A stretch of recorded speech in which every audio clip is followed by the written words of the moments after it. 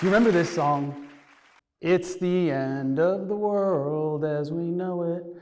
It's the end of the world as we know it, and I feel fine. I don't really feel fine. I like how that song ends though, and I feel fine. That's a song by REM all the way back in 1987. That lyric has stuck with me over the years because I feel like what REM was trying to say was, it's the end of the world as we know it. Why do we feel fine? Are we stuffing our emotions as a culture? Are we stuffing our emotions as individuals? So I took that part of the song and I decided to make that piece, and I feel fine, the title of a series of artworks that I began in 2019. This is number 5 in the series. I completed it last year, and I'm currently working on numbers 7 and 8. It's about 6 or 7, in that range, feet long, and about 6 or 7 feet tall, a little longer than tall. And it's made of these panels of fabric that I sew together, and then I hand embroider the flesh. So all of the face, the hands, all the part that's a human body part is hand embroidered. The rest of it is painted and drawn. I use markers, pastels, colored pencils, regular pencils, you name it. I'm in there just drawing all over it, and then I hand embroider it. And what I'm doing is I'm working with 2 sets of images. One set of images is people coming across the US-Mexico border and all of the trauma that entails. And the other set of images is people in the aftermath of a mass shooting and all of the obvious trauma that entails. And the reason I'm bringing them together into one painting is I want to have a discussion, and I want to kind of abstract out that unbelievable level of violence that is both internal to our culture and external to our culture, for which as a culture we are both responsible, myself included, all of us as a culture. And I want to look at that violence and give us a moment to pause, to feel it, to think about it, to own it a little, so that hopefully we can change it. Back in 2019, when I started making these images, there's a whole bunch of backstory that goes back about 6 whole years prior to making these, before I got to actually making these series. So the reason I'm working with these 2 sets of images are both political, but they're also deeply personal. So here you have an image of a mother and her child, and they're coming across the US-Mexico border. She's completely exhausted. She's given up. The Mexican authorities have stopped her. So migration is very personal to me. I came to the United States when I was 16. I was a kid who grew up in Europe and a kid who grew up in Japan. And unfortunately, that's gonna have to be another TED Talk, how the Latino kid grew up in Tokyo, Japan. But I have this very visceral understanding of what it means to come to this culture, to be identified as Latino, to go through all of the cultural assimilation that takes, and how scary and how difficult that can be. My mother came from Argentina. She was born in Buenos Aires, and she came here when she was 8. She did not speak English. She went through a very similar and difficult assimilation. Her grandmother was born in Ponce, Puerto Rico, and a lot of her family came to the mainland US from a colonial state, which brings its whole other set of baggage. My grandfather on my mother's side, when he was 10 years old, they got on a boat. They were indentured servants, real indentured servants, not metaphorically speaking here. They were true indentured servants. They got on a boat, they went to Hawaii, and they cut pineapple for Dole Food Company. Again, all of this being about coming to America, this sense of hope, also leaving situations that were not difficult.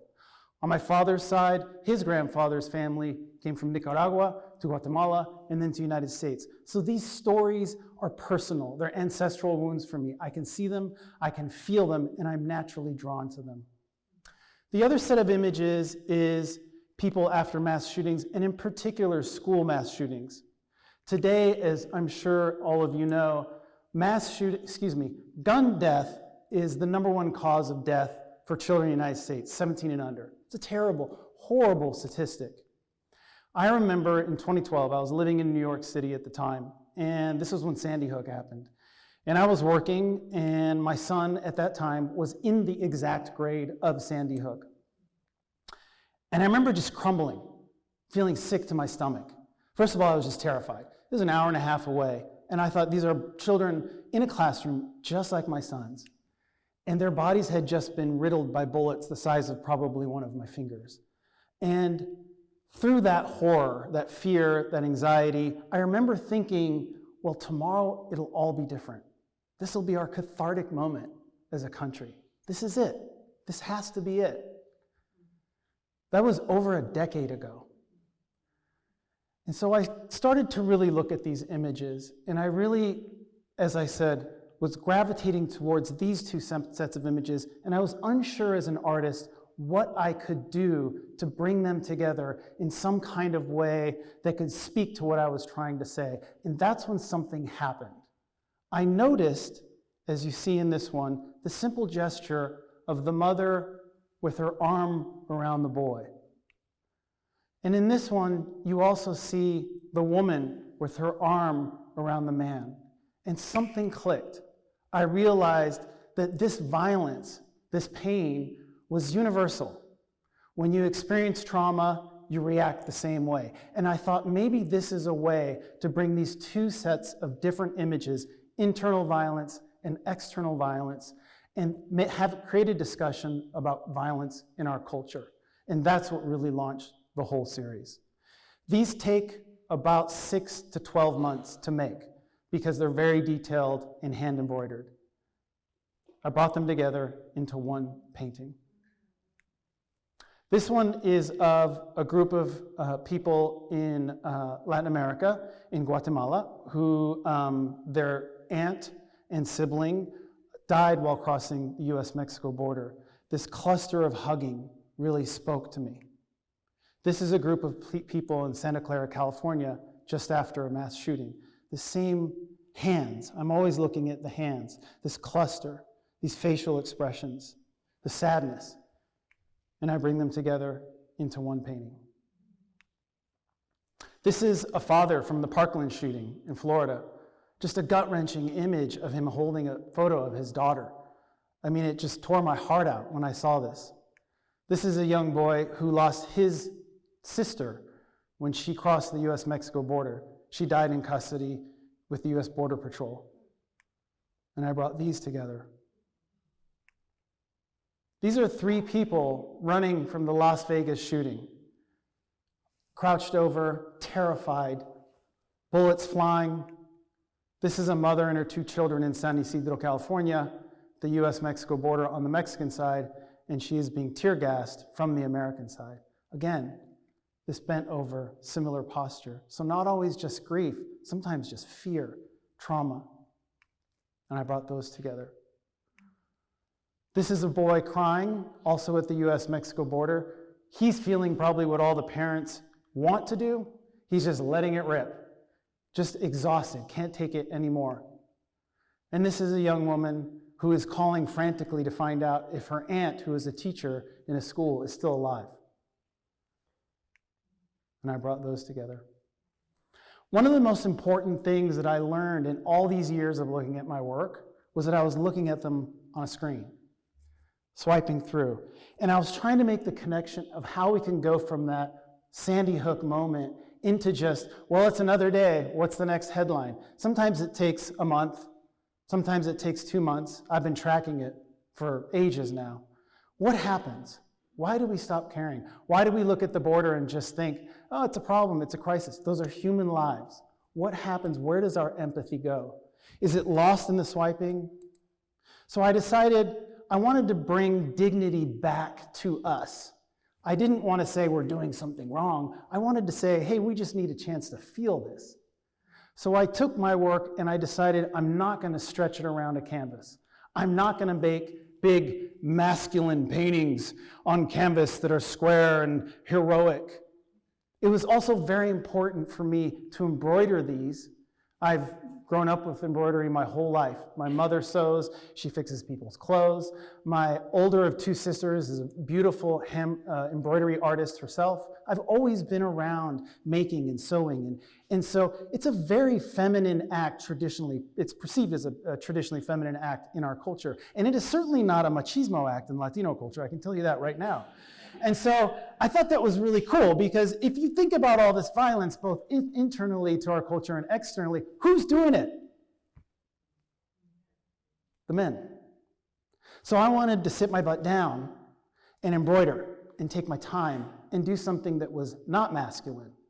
I also wanted these backings to be like human flesh, not a beautiful canvas, as I said, but something torn, sewn back together, almost like wounds, like sutures, like skin. I wanted people to have a visceral experience. I wanted them to walk in the room and go, that doesn't look right. Something's wrong. It's off kilter.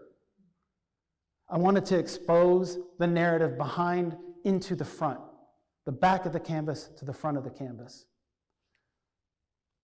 This is just another example of what I've sewn together. Sometimes I put lottery tickets in there. Sometimes I put random material that I find.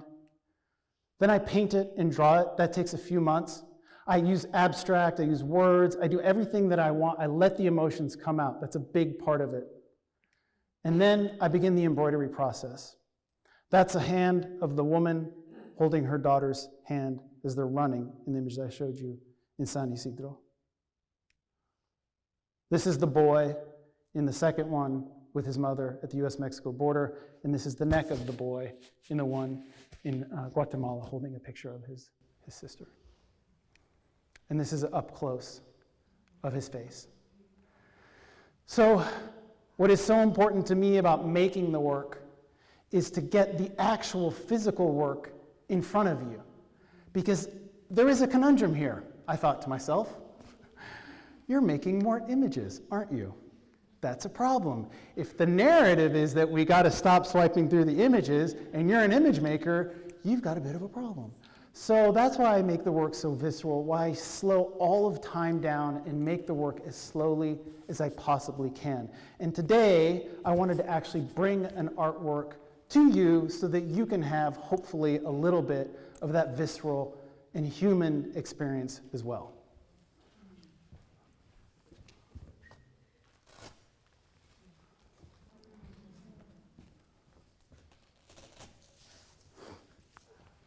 This was the one you saw in the image from the very beginning.